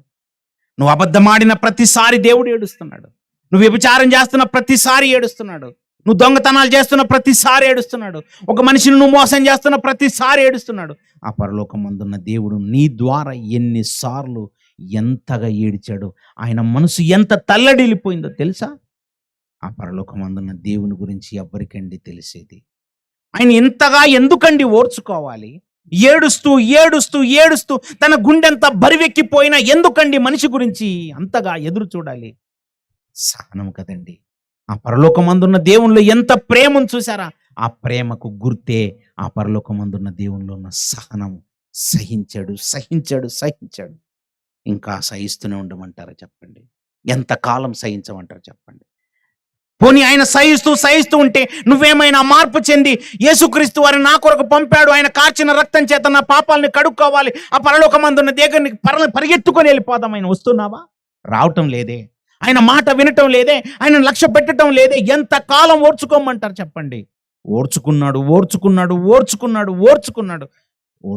దేవుడు ఇలాగే ఓర్చుకుంటాడు అనుకోకండి. లోకం తప్పు చేస్తుందండి. లోకం చాలా తప్పు చేస్తుందండి. దేవుడు పంపిన ప్రవక్తల్ని చంపేసిందండి. ఆ పరలోకమందున్న దేవుడు పంపిన జ్యేష్ఠ కుమారుడైన యేసుక్రీస్తు వారిని పొట్టన పెట్టుకుందండి. అలా పొట్టన పెట్టుకున్న వాళ్ళ గురించి దేవుడు రాయించిన మాట ఏంటి తెలుసా? ఇక నేను ఇంకా మిమ్మల్ని ఉంచను, నేనేం చేయబోతున్నా అన్నాడు తెలుసా? మార్కు సువార్త ముగింపు మాటలు 12వ అధ్యాయము. మార్కు సువార్త 12వ అధ్యాయము. మార్కు సువార్త 12వ అధ్యాయంలో రాయబడిన ఈ మాట చూడండి. దేవుడు ఎంత కోపంతో ఉన్నాడో. 12వ అధ్యాయంలోని 10వ వచనం చూడండి. 9వ వచనం. కావున ఆ ద్రాక్ష తోట యజమానుడేమి చేయును? అతడు వచ్చి ఆ కాపులను సంహరించి ఏం చేస్తాడు? సంహరిస్తాడు. మీరేం చేశారు? 7వ వచనంలో ఏం చేశారో చూడండి. 6వ వచనము నుండి, ఇంకను అతని ప్రియ కుమారుడు ఒకడుండెను గనక వారు అతని కుమారుని సన్మానించెదరనుకుని తుదకు వారి యొద్దకు అతన్ని పంపెను. అయితే ఆ కాపులు, ఇతడు వారసుడు, ఇతన్ని చంపుదము రండి. అతడి స్వాస్థ్యం ఏమైపోతుంది? మనదగునని తమలో తాము చెప్పుకొని అతనిని పట్టుకొని చంపి ద్రాక్ష తోట వెలపల పారవేసిరి కనుక ఆ ద్రాక్ష తోట యజమానుడు ఏమి చేస్తాడో తెలుసా? అతడు వచ్చి కాపులను సంహరిస్తాడు. కాపులను వచ్చి ఏం చేస్తాడట? కాపులు అనగానే మన మధ్యలో ఉన్నటువంటి కాపు వాళ్ళ గురించి చెప్తున్నాడు అనుకోండి. కాపులు అంటే ఎవరు అనుకుంటున్నారు? కాపలదారులు. ద్రాక్ష తోటను కాపు కాసే వాళ్ళ గురించి చెప్తున్నాడు. ఆ ద్రాక్ష తోట ఎవరో కాదు, ఈ లోకం అనే ద్రాక్ష తోటలోనికి అనేక మంది పని వాళ్ళను పంపించారు. ప్రవక్తలు అలాగే వచ్చారు, న్యాయాధిపతులు వచ్చారు, రాజులు వచ్చారు. అలా వస్తున్న వారిని వస్తున్నట్టుగా ఈ లోకం ఏం చేస్తూ వచ్చింది తెలుసా? రాళ్లతో కొందరిని కొట్టిందట, హింసించిందట, చంపుతూ వచ్చిందట. మంచి మాటలు చెప్తే చంపేస్తారా? ఇప్పుడు కూర్చున్న వాళ్ళు కొందరికి అనిపిస్తుంటుంది, బాలే చెప్తున్నాడు వీడో కూడా అనిపిస్తుంటుంది కొందరికి. అంటే నేనేం చేశాను? మీ మేలు కోరి మాటలు చెప్తున్నా కోపం వస్తుందా? వస్తుంది. అంటే దేవుని వాక్యం ఎలా ఉంటుంది తెలుసా? పొడిచినట్టు ఉంటుంది, ఇలా కత్తితో పొడుస్తున్నట్టు ఉంటుంది. ఇలా పొడుస్తుంటే ఎవరికైనా ఆనందంగా ఉంటుందా? ఆనందపడే వాళ్ళు ఎప్పుడు తెలుసా? డాక్టరు నా మంచికే ఇంజెక్షన్ పొడుస్తున్నాడు అనుకునేవాడు ఆనందపడదు. ఈ డాక్టర్కి బుద్ధి లేదనుకునేవాడు డాక్టర్ మీద ద్వేషం పెంచుకుంటాడు. నా రోగం నయం చేస్తాడు అనుకుంటే నన్ను పొడుస్తున్నాడు అనుకున్నావు అనుకో, నీ జీవితంలో బాగుపడవిగా. ఎందుకంటే డాక్టర్ పగతో పడవడు, డాక్టర్ పొడిచేది మందు నీలోనికి పంపించడానికి. నేను కూడా వాక్యంతో పొడుస్తున్నాను చూసారు, అప్పటి నుంచి కొల్ల పొడుస్తున్నాను ఇలా. ఒక్కొక్కరికి ఎలా ఉందంటే కత్తితో కసక్ కసక్ పొడుస్తున్నట్టు ఉంటుంది. నన్నే అన్నాడురా. చాలా సందర్భాల్లో ప్రసంగం చెప్పినట్లు కొందరు వచ్చి అంటారు, ఈరోజు అంతా ప్రసంగం నా గురించే నడిచింది అంటారు. మరి నీ గురించి నడవకపోతే ఎవరి గురించి నడవాలి? మరి కరుడు గట్టి నేను ఎరగాలం ఎవరము? మనుషులమే. ఏంటి మనుషులకు కాకపోతే దేనికి చెప్పమంటారండి? ఈ నేలకు చెప్పాలా? ప్రసంగము మనిషికే. బాగా గుర్తుంచుకోండి. జీవితంలో పిచ్చి పిచ్చి మాటలు మాట్లాడకండి. ఎక్కడికి వెళ్ళినా నన్ను అన్నాడు, నా మీద టార్గెట్ చేశాడు, మీ పేర్లు కూడా నాకు తెలియవు, మీరెవరో నాకు తెలియదు. మొట్టమొదటిసారిగా జీవితంలో మీ మొహం చూశాను. అలాంటిది నిన్ను టార్గెట్ చేసి చెప్పాల్సిన దౌర్భాగ్య స్థితి నాకు రాలేదు. నువ్వు మహానుభావుడి, మరి నిన్ను కూర్చోబెట్టి నిన్ను అంటున్నాను. ఎవడయ్యా నీకు అసలు బుద్ధి బుర్ర ఉందా? దేవుడు చెప్పిస్తున్నాడు ఇది. దేవుడు అంత ప్రేమమయ్యండి. నాకేది అవసరమైనది తెలుసు, నీకేది అవసరమైనది తెలుసు. అందుకే నాకు నేను బోధించుకుంటూ మీకు బోధిస్తున్నానండి. ఒకవేళ బోధిస్తున్నా నేనే పాటించకపోయినా నాకు నష్టమే. నేను పాటించకపోతే నాకు నష్టమే. నాకు శిక్ష తప్పదు. ఆ పరలోకమందున్న దేవుని కుమారుణ్ణి కూడా ఈ లోకం చంపిందట. అయితే పరలోకమందున్న దేవుని కుమారుని కూడా చంపిన అలాగే చూస్తూ ఊరుకోమంటారా? నువ్వు నీ భార్య ఎలా వెళ్తున్నావు? నీ భార్య రోడ్డు మీద వెళ్తున్నప్పుడు ఎవరో ఒక మాట అన్నారనుకో, ఎలా ఉంటుంది నీకు? కర్ర తీసుకొని తల బగల కొట్టేస్తావు. ఏమైందయ్యా, ఎందుకు బలగొట్టాను? నా భార్యను వీడో మాట అన్నాడు. నీ భార్యను మాట అంటే నీకు అంత పొడుచుకొని వచ్చిందా? నీ భార్యను మాట అంటే నీకు అంత పొడుచుకొని వచ్చిందా? మరి పరలోకమందున్న దేవుని కుమారుని ఈ లోకం చంపింది, ఆయనకు పొడుచుకొని రాకూడదా? వచ్చింది తారాస్థాయికి చేరింది. ఓసారి ఆయన కోపం తారాస్థాయికి చేరింది. దేవునికి కోపమే రాదనుకుంటున్నారేమో. ఆయన ప్రతి దినము కోపపడు దేవుడు. ఆయన సంహరించడం స్టార్ట్ చేస్తే ఎలా సంహరిస్తాడో తెలుసా? ఈ భూమి మీద ఒక్కడు కూడా ఉండకుండా సంహరించాలనుకున్నా సంహరించగలడు. మళ్ళీ కొత్త సృష్టిని చేయాలనుకుంటే చేయగలడు. ఈ మొత్తం విశ్వాన్ని నాశనం చేయాలనుకుంటే చేయగలడు. ఏమనుకుంటున్నారు దేవుడు అంటే? అలాగే వచ్చిందండి ఓసారి కోపం. భూమి మీద మనుషులందరినీ చూశాడు. పాపం. దోమలు లేని దేశాలు ఉన్నాయి, ఈగలు లేని దేశాలు ఉన్నాయి, పాములు లేని దేశాలు ఉన్నాయి. కానీ పాపం లేని దేశాలు లేవు. ప్రతి దేశంలో పాపం, ప్రతి రాష్ట్రంలో పాపం, ప్రతి జిల్లాలో పాపం, చివరికి ప్రతి ఇంట్లో పాపం, ప్రతి మనిషి పాపం. ఇలా పాపం అంతా ప్రాకిపోయినప్పుడు ఏం చేయమంటారు? ఏడ్చాడు. ఎంతకాలం ఏడమంటారు? అలాగే ఓసారి వచ్చిందండి కోపం. ఇక ఆయనకి చంపేస్తాను, ఇక అసలు ఉంచనిగా నేను. కోపం వచ్చిందా? ఎంత కోపం వచ్చింది తెలుసా? సొంత పిల్లల్ని చంపేయాలనుకున్నాడు. ఇక అంతే. ఈ లోకమంతా దేవుని పిల్లలే, కానీ నన్ను చాలా బాధ పెట్టారు మీరు. నేను ఏడ్చాను మీ వల్ల. ఎన్నో రాత్రులు ఏడ్చాను, ఎన్నో పగళ్ళు ఏడ్చాను. కొన్ని సంవత్సరాలు నన్ను ఏడ్పించారు. ఓర్చుకున్నాను. మిమ్మల్ని నిర్మించటానికి ఓర్చుకున్నాను. సృష్టిని నిర్మించటంలో ఓర్చుకున్నాను. నా సహనము కంటే మించిన సహనం ఎవడిదయ్యా? సహనానికి గుర్తే నేను. దీర్ఘశాంతానికి మారు పేరే నేను. ఇంతగా ఓర్చుకున్న నన్ను మీరు బాధ పెట్టారు, ఏడ్పించారు. ఏడ్చిన నేను ఇక ఏడవాలనుకోవట్లేదు. పాపాన్ని చూశాను. మీరు పాపం మాననప్పుడు ఇంకా మిమ్మల్ని తీసేయాలనుకున్నానని ఓసారి భూమి మీదకి జల ప్రళయాన్ని రప్పించేసాడండి. వర్షం కురుస్తుంది. మొదటి రోజు అయింది, రెండో రోజు అయింది, మూడో రోజు, నాలుగో రోజు, ఐదో రోజు వర్షం కురుస్తుంది. ఎవ్వడికి అర్థం కావట్లేదు. అంతకుముందే చెప్పించాడు. 1 రోజు కాదు, 2 రోజులు కాదు, 100 ఏళ్ళు చెప్పించాడు వాక్యం. నాయనా నోవాహో, నీ ఒక్కడు మాత్రమే నాకు భూమి మీద గొప్పవాడిగా కనబడ్డావు. నీవే నీతిమంతుడు. రా నాయనా, ఓడ నిర్మాణం చేసుకో. నిన్ను, నీ కుటుంబాన్ని మాత్రం నేను కాపాడుతాను. మిగతా వాళ్ళని ప్రభువా అందరినీ చంపేస్తాను. ఇంకంతే. ఆయన కోపం వచ్చిందే తడు. చేయి చాచాడా? నువ్వు దేనికి పనికిరావు. ఆకాశమైన సింహాసనం, భూమి అయిన పాదపీఠం, ఆయన ఒక ఆకారం, విశ్వరూపం. ఒక్కసారి దేవుడు చేతితో ఊడ్చాడా భూమి మొత్తం బద్దలైపోవాల్సిందే. అంతే. సముద్రంలో చెయ్యి పెట్టి నీటిని రప్పించాడా? సునామీ రావాల్సిందే అంతే. ఏమనుకుంటున్నారు? ఓ చెట్టును పట్టుకొని ఊపితే ఆ చెట్టు మీద ఉన్నటువంటి కాయలు ఎలాగైతే రాలిపోతాయి, ఈ విశ్వాన్ని పట్టుకొని దేవుడు ఊపితే మొత్తం విశ్వంలో నుంచి నక్షత్రాలు భూమి మీద రాలగలవు. దేవుని తక్కువ అంచనేయకండి.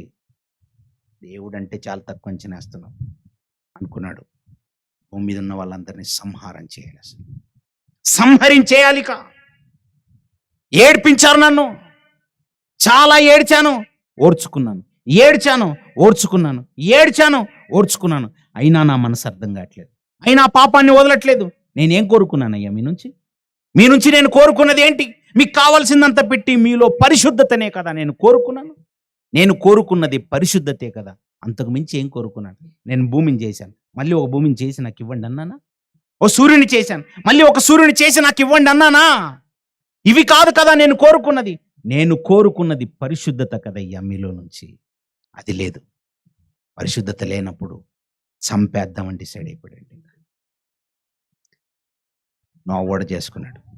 ఓడ చేసుకుంటూనే రోజు వాక్యం చెప్తున్నాడు, చుట్టుపక్కల ఉన్న వాళ్ళకి చెప్తున్నాడు, దేవుని కోపం వచ్చింది, పాపాన్ని మానాలి, జలప్రళయం రాబోతుంది. చెప్పారు చెప్పారు చెప్పారు.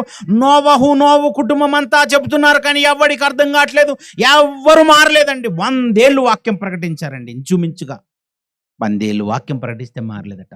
రోజుకు ఒక వాక్యం చెప్పిన 365 రోజులకి 365 ప్రసంగాలు అవుతాయండి. అలా 100 ఏళ్ళు ప్రసంగం చేశారు. 100 ఏళ్ళు ప్రసంగాలు చెప్తున్నా మారలేదా? మారకపోతే వర్షం స్టార్ట్ అయింది. నోవు కుటుంబాన్ని ఓడలోను పంపించాడు. బయట నుంచి దేవుడే కిటికీ మూసేశాడంతే. వర్షం కురుస్తుంది. మామూలు వర్షం అనుకున్నారు, రోజంతా కురిసింది. కుండపోతగా కురుస్తుంది. ఆకాశపు తూములు విప్పేశాడు. ఇక కురుస్తుంది కురుస్తుంది కురుస్తుంది. అరికాళ్ళ దగ్గరికి వచ్చాయి నీళ్లు, మోకాళ్ళ దగ్గరికి వచ్చాయి నీళ్లు, నడుము దగ్గరికి వచ్చాయి నీళ్లు. ఇప్పుడేం చేస్తావు? అలా పైకి వెళ్తున్నాయి. ఇంకా ఏం చేస్తావు? ఇంకా పైకి వెళ్తున్నాయి. ఈదగలవా? రోజంతా ఈదగలవా? 2 రోజులు ఈదగలవా? వారం రోజులు ఈదగలవా? కొండను పట్టుకుంటావా? వృక్షాన్ని పట్టుకుంటావా? పట్టుకున్నారు పట్టుకున్నారు పట్టుకున్నారు. అయినా కురుస్తుంది వర్షం, అయినా కురుస్తుంది వర్షం. కురుస్తుంది కురుస్తుంది కురుస్తుంది. ఒక్కొక్కడిని నీళ్ళలో ముంచి ముంచి ముంచి చంపాడు. నేను చెప్తే వినరా? నా మాట వినరా? నేనంటే భయం లేదా?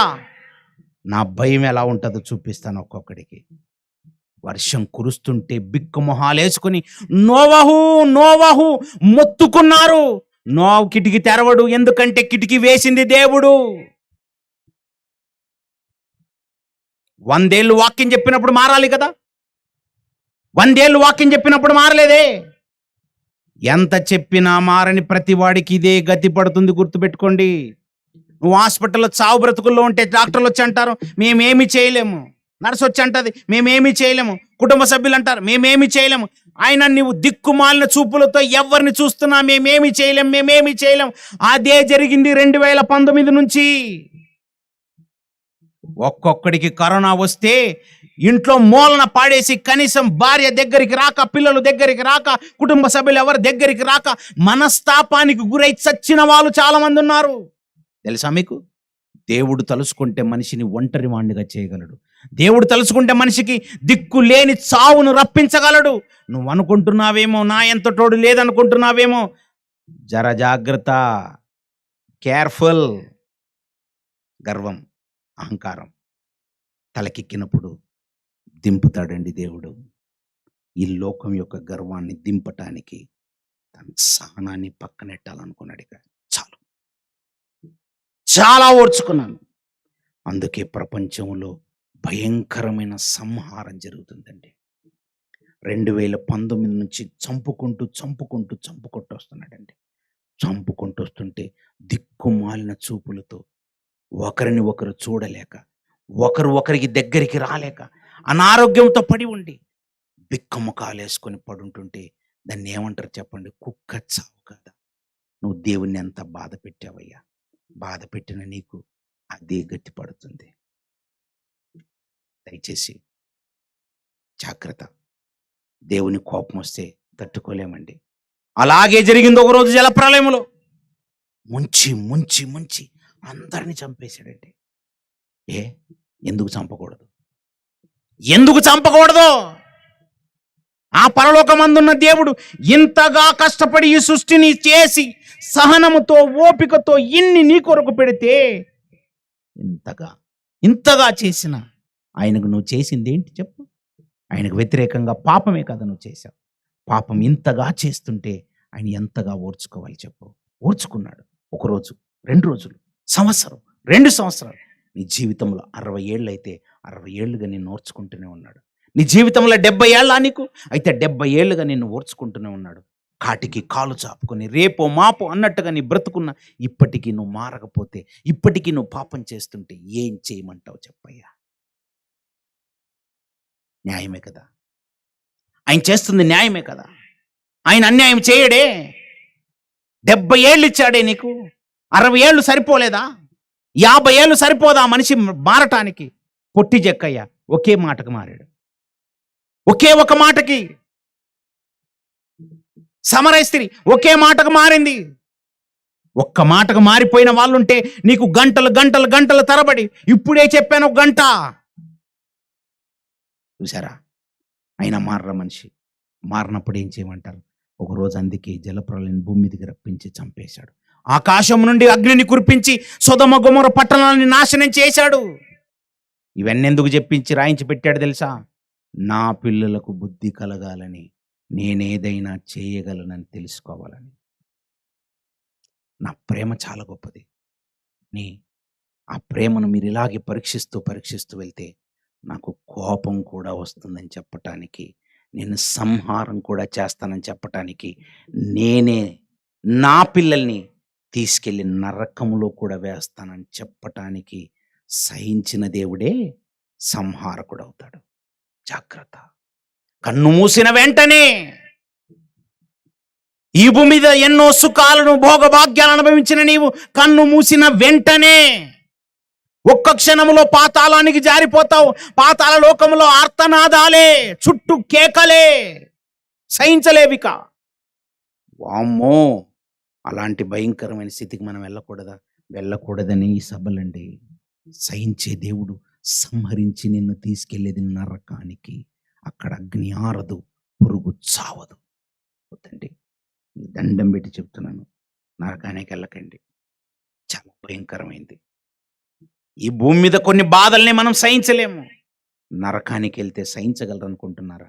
దేవుడు మనిషి నుంచి కోరుకుంటున్నది ఏంటో తెలుసా?